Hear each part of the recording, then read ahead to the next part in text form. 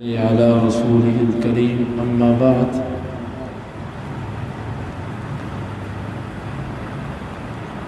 باب ما لا يرد من الهدية یہ باب ہے اس تحفے کے بارے میں جس کو رد نہیں کیا جاتا۔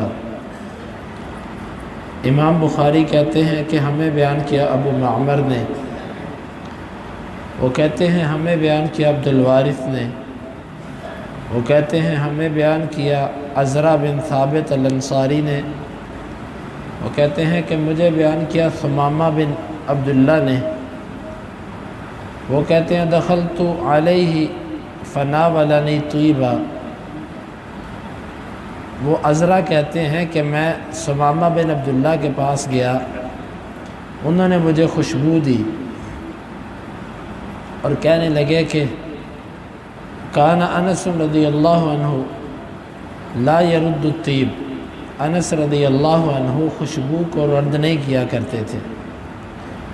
اور پھر کہنے لگے کہ اور انس کا کہنا یہ تھا کہ ان النبی صلی اللہ علیہ وسلم کان لا يرد الطیب، کہ اللہ کے نبی صلی اللہ علیہ وسلم خوشبو کو رد نہیں کیا کرتے تھے۔ امام بخاری رحمہ اللہ کے اس باب کا مقصد یہ ہے، کچھ تحفے ایسے ہوتے ہیں کہ ان کو کبھی رد نہیں کرنا چاہیے۔ بعض چیزیں ایسی ہوتی ہیں کہ بندہ اس کو واپس کر دیتا ہے، اس کی کئی وجوہات ہوتی ہیں۔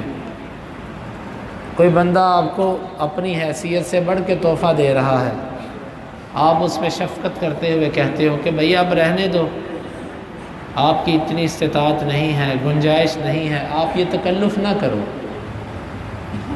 یا بعض دفعہ کوئی بندہ آپ کو ایسا تحفہ دیتا ہے کہ جو شرعاً درست نہیں ہوتا، آپ اس کو بھی واپس کر دیتے ہیں۔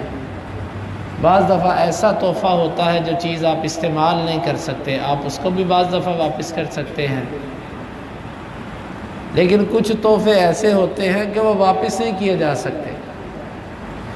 غالباً امام بخاری کا اشارہ اس ترمذی کی روایت کی طرف ہے کہ آپ نے فرمایا 3 چیزوں کو کبھی رد نہیں کیا جاتا۔ نمبر 1 خوشبو، جو آپ کو خوشبو کا تحفہ دے یہ واپس نہیں کرنا، اس کو قبول کرو۔ دوسرا دودھ، جو آپ کو دودھ پینے کی دعوت دے اس کو رد نہیں کرو۔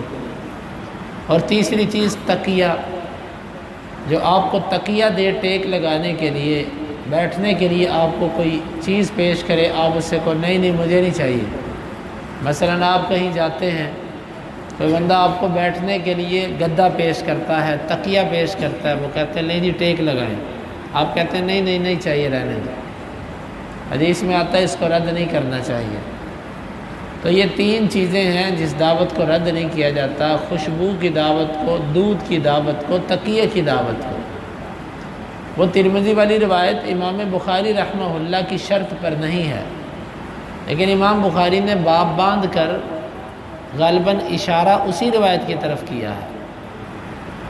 اور جو حدیث لے کر آئے ہیں وہ حدیث یہ ہے کہ اللہ کے نبی صلی اللہ علیہ وسلم خوشبو کو رد نہیں کیا کرتے تھے، اور اس کی وجہ بعض اہل علم نے یہ لکھی ہے کہ آپ کی عادت مبارک تھی کہ آپ اکثر اللہ کا ذکر کرتے رہتے تھے، مناجات کرتے رہتے تھے اللہ سے، اور مناجات کرنے والے شخص کو خوشبو پسند ہوتی ہے، کیونکہ اللہ کے فرشتے خوشبو کو پسند کرتے ہیں۔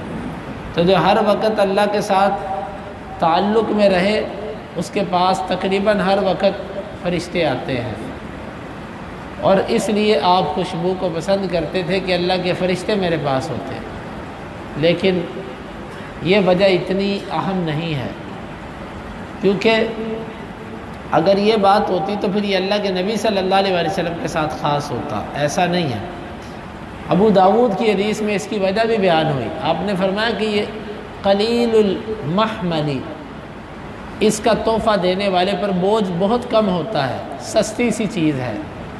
اور ساتھ آپ نے فرمایا کہ طیب الریح، اس کی خوشبو بڑی اچھی ہے۔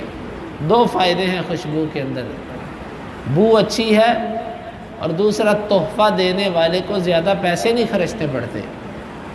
تھوڑے سے پیسوں سے اتنی بڑی شیشی خوشبو کی آ جاتی ہے، اور وہ بندہ کتنے ہفتے مہینوں تک اس کو استعمال کر سکتا ہے۔ یعنی کہ آپ کا اشارہ اس بات کی طرف تھا کہ یہ خوشبو تحفہ کرنا کوئی بہت مہنگا نہیں ہوتا، سستی سی خوشبو لے کر بندہ کسی کو تحفہ کر سکتا ہے، یعنی تھوڑے سے پیسوں سے وافر چیز آ جاتی ہے، اس چیز کی طرف اشارہ تھا۔ یعنی کہ آپ یوں کہہ لیجئے ایسے تحفے کہ جس پر انسان پر زیادہ بوجھ نہ آتا ہو، یہ تحفے انسان کو قبول کرنے چاہیے۔ باقی ان تین چیزوں کا خاص طور پر ذکر آ گیا، یہ چیزیں رد نہیں کرنی چاہیے۔ اللہ تعالیٰ سے دعا ہے اللہ تعالیٰ ہمیں ان احادیث کو سمجھنے کی اور ان کے تقاضوں کو پورا کرنے کی توفیق عطا فرمائے۔ اللہم انفعنا بما علمتنا وعلمنا ما ينفعنا وزدنا علما وآخر دعوانا ان الحمد للہ رب العالمین۔ حدیث نمبر 2582۔